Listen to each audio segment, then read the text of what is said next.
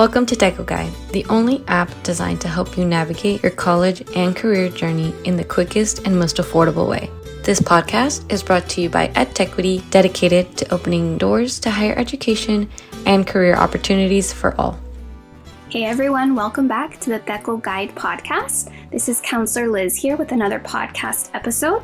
So today's topic is class options, and I'm talking specifically about the class format options. In college, you're going to find that there are a few different formats that you get to choose from, such as in-person, online, and hybrid formats. So I'm going to speak a little bit about what each format is and the benefits of them, and hopefully with this information, it'll help you understand the different options so that when you're making a decision about how you'd like to take your classes, you're making one that you feel would be the best fit for you.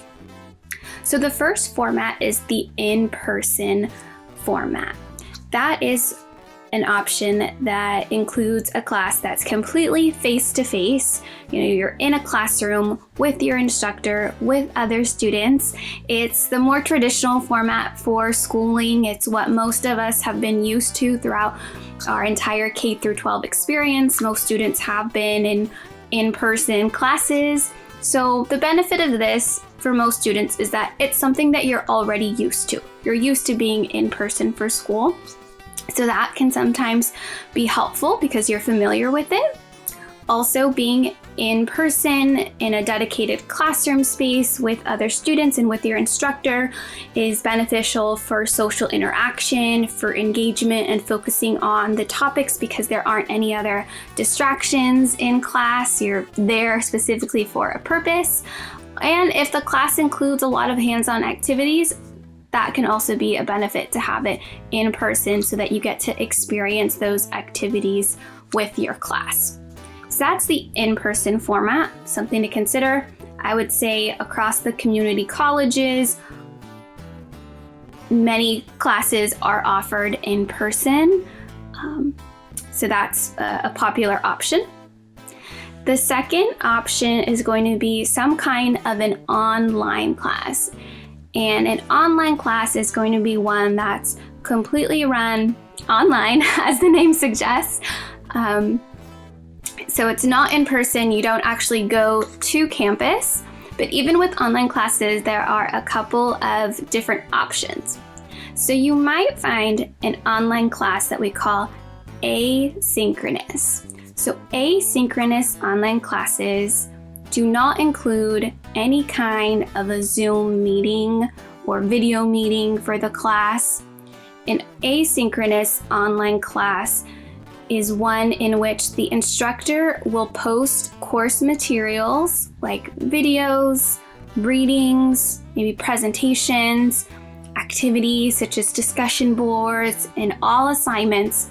Everything is going to be posted on the class website, and students, independently and on their own time throughout the week, log on to work through the course materials. So all of the instruction is online. You don't actually have to log in at a specific time. You still have deadlines that you have to meet. So that's something important to know, that if you are participating in an asynchronous course, even though you can technically log on to work on the class whenever throughout the week, you still have to make sure to meet those deadlines. So that's important to read up on if you're in an asynchronous class. This option is really helpful for students that need some flexibility. If they're working a lot of hours and have limited times that they're available for classes, then asynchronous courses can be helpful. It's also a great option for students who like to work independently and feel like they have good self-discipline and time management, because it really is up to the student in an asynchronous class to make time for it. Because you don't have a set meeting day and time, you kind of have to work that into your schedule on your own. So being able to be responsible and kind of keep yourself accountable to working on the class is key to being successful in an asynchronous class. Another option for an online class is something called a synchronous course. So an asynchronous online course is one that is, again, online, but it actually has a Zoom meeting typically. at specific days and times. It might be 1 meeting a week, 2 meetings a week. It varies depending on the class, but you will have set days and times that you actually have to meet. So it's kind of like if it was in person where there's specific dedicated schedules, but rather than actually going to campus for the class, you're logging on to the video meeting, and throughout the video meeting, the instructor will possibly present lectures or conduct activities. Now a lot of instructors are getting really creative in the type of online activities that they use for synchronous courses to keep them engaging and still allow you, even though it's online, to interact with other students, to interact with them, and to complete some activities during that class time. So a synchronous online option is really great for students who maybe live far from campus or can't make it to campus. It's kind of tough to fit that travel time in to physically get to the campus, but they still want to have some kind of an interaction or have the opportunity to ask questions right away, like during class. So that's a really good part about the synchronous courses, is that you can participate and have those interactions in class, but do it remotely. Because you're going to be logged on in a video meeting rather than actually having to make it to campus. So that's the synchronous online option. Then the last format is called hybrid. So a hybrid is really a class that is made up of any combination of formats. So sometimes a hybrid can mean that part of the class is in person and part of it is online, whether it's asynchronous or synchronous. Or sometimes I've also seen hybrids that are a hybrid between the online formats, where you might have a Zoom meeting once a week, but then asynchronous coursework throughout the rest of the week.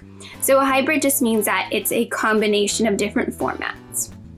I really suggest that you take the time to look at the class schedule for your college and read it carefully, because for each class, it's going to clearly state what the format is. So it'll show, if it's in person, then you'll see the location marked as on campus, and you'll probably see a room number and the days and times that you meet.